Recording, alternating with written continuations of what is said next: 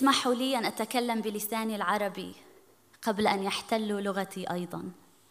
Allow me to speak my Arab tongue before they occupy my language as well.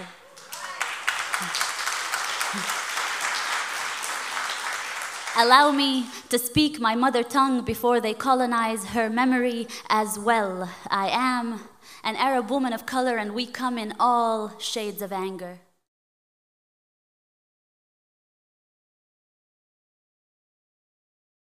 My name is RAFEEF ZIADAH. I'm a Palestinian spoken word artist and activist based in London. The name RAFEEF is an Arabic name, and it means the sound of dove's wings.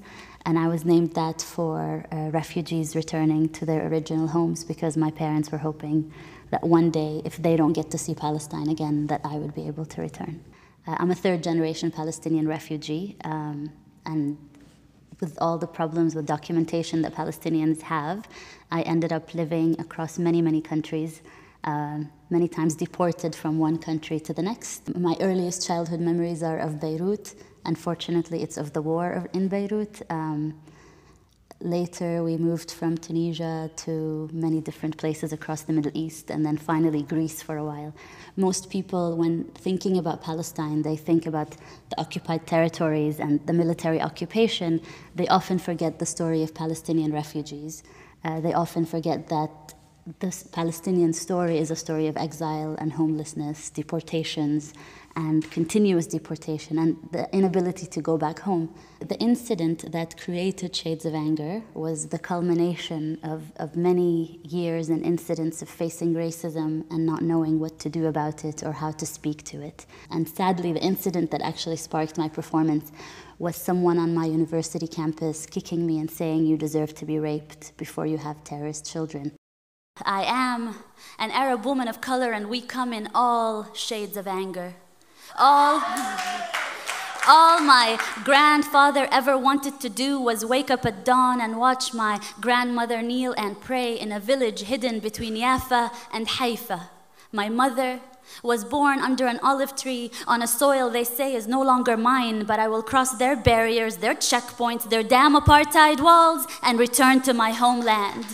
I am an Arab woman of color, and we come in all shades of anger. And did you hear my sister screaming yesterday as she gave birth at a checkpoint with Israeli soldiers looking between her legs for their next demographic threat? Called her baby girl Janine. And did you hear Amne Muna screaming behind their prison bars as they tear-gassed her cell? We are returning to Palestine. I am an Arab woman of color, and we come in all shades of anger. But you tell me this womb inside of me will only bring you your next terrorist. Beard-wearing, gun-waving, towel-head, sand nigger. You tell me I send my children out to die, but those are your copters, your F-16s in our skies. And let's talk about this terrorism business for a second. Wasn't it the CIA that killed Allende and Lumumba? And who trained Osama in the first place? My grandparents didn't run around like clowns with white capes and white hoods on their heads lynching black people.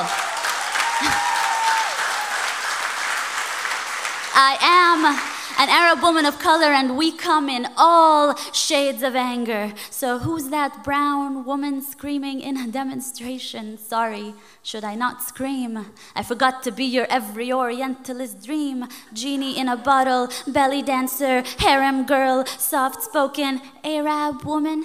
Yes, master. No, master. Thank you for the peanut butter sandwiches raining down on us from your F-16s, master. Yes, my liberators are here to kill my children and call them collateral damage. I am an Arab woman of color, and we come in all shades of anger. So let me just tell you, this womb inside of me will only bring you your next rebel.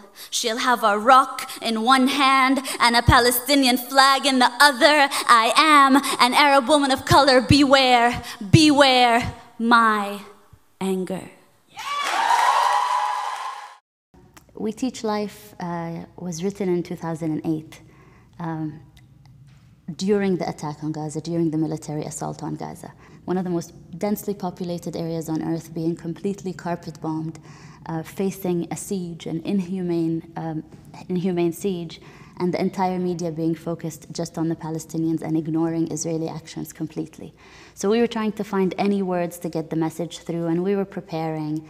And we had, people advising us on how you're supposed to talk to the media, how you're supposed to smile, how you're supposed to dress. And even though I didn't really buy a lot of it, I was desperate to do something to make the world know what was actually happening. So I went through all of the motions, and I learned everything the way you're supposed to. And when we went to the press conference the next morning, the first question I got was, "But you Palestinians teach your children so much hate, and things would be so much better if you didn't teach them so much hatred." And for a split second, I froze and then remembered my training and smiled.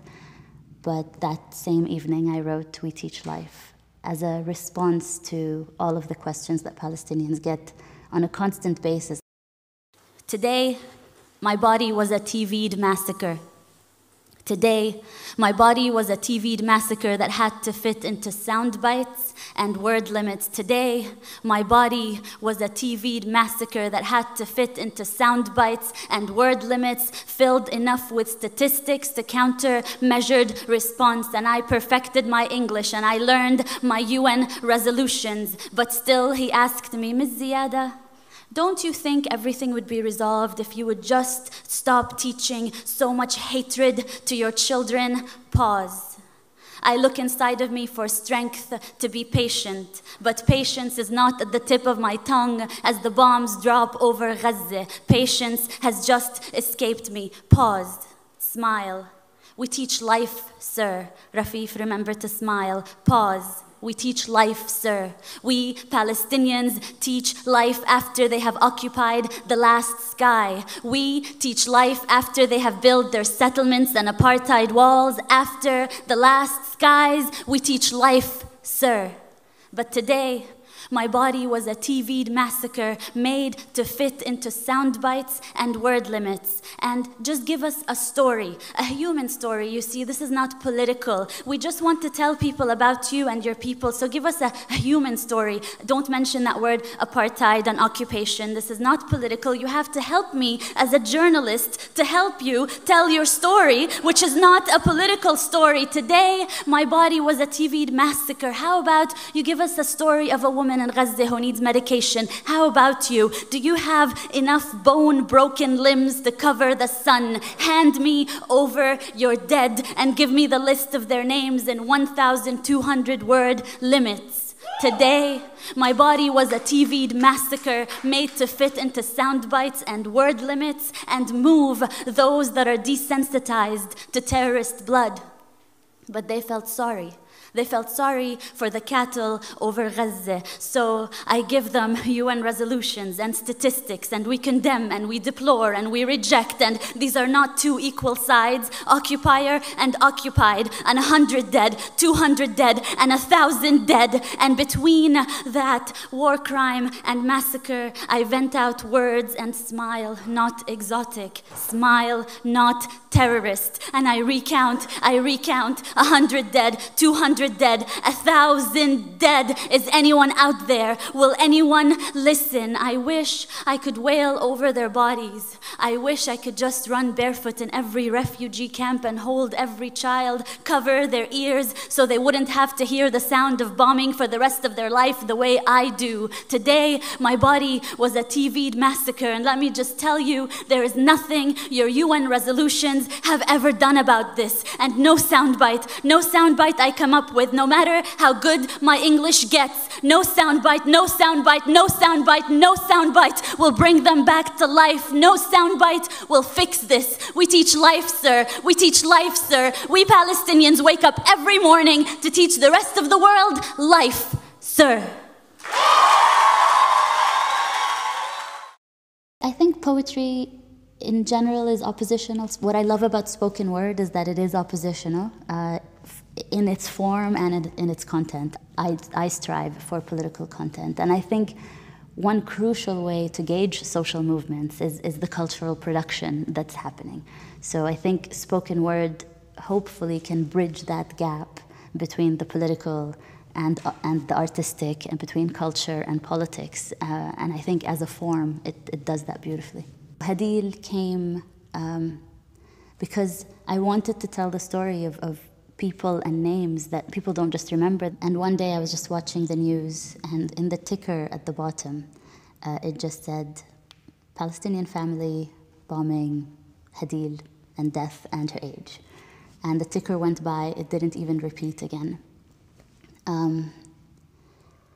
And then an Israeli woman spokesperson got on the news to explain this, that it was just an accident. This was around the debate where it was within the US invasion of Iraq and Afghanistan, where there was a huge marketing debate about the use of women spokespeople for militaries, how that softens the message and makes it better.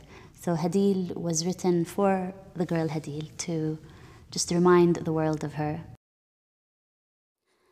Hadil is 9. Hadil is 9. No, sorry, my apologies. Hadil was 9.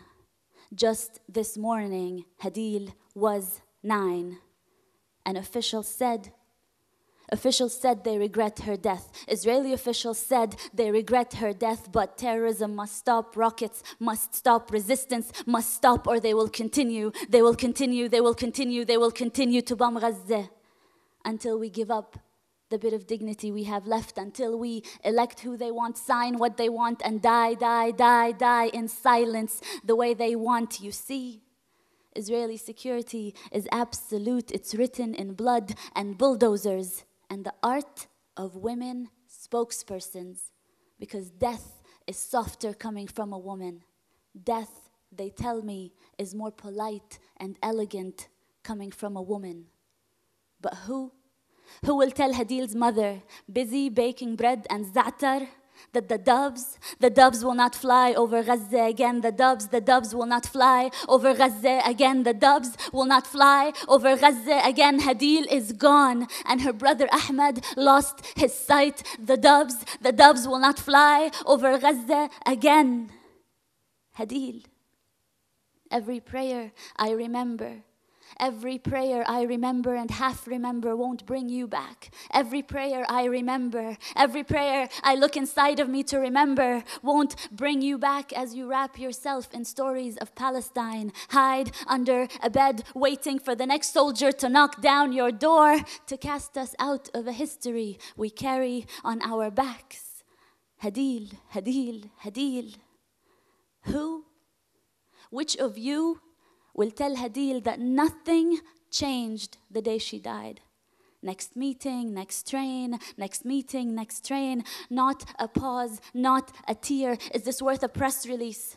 Is this worth a press release? Just another Palestinian gone. Is this worth a press release? Solidarity from afar, like a sick joke, a bad story to tell a child. And they tell me, they keep telling me, don't cry for martyrs, don't cry for martyrs, don't cry for martyrs. Carry on the fight, carry on the fight, carry on the fight, carry on the fight, carry on the fight. But for Hadil, give me just one moment of silence. No. Just give me one moment of sincere resistance, so you can hold on to the bit of dignity you have left for Hadil.